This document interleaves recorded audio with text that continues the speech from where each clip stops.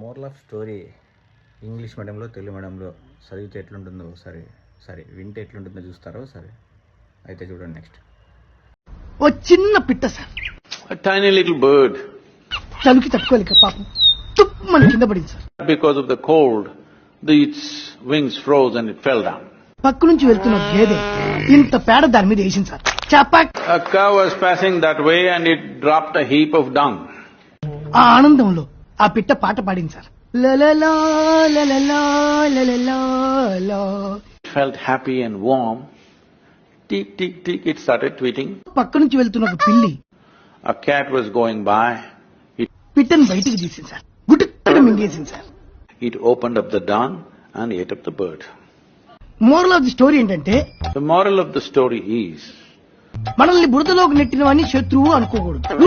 not everybody who heaps dung on you is your enemy. మనల్ని బురదలోంచి తీసిన వాడిని మిత్రుడు అనుకోకూడదు. Not everybody who gets you out of shit is your friend. మనం బురదలో ఉన్నప్పుడు, I mean when you are in a deep shit, అన్ని మూసుకొని కూర్చోవాలి. When you're in a heap of shit, keep your mouth shut.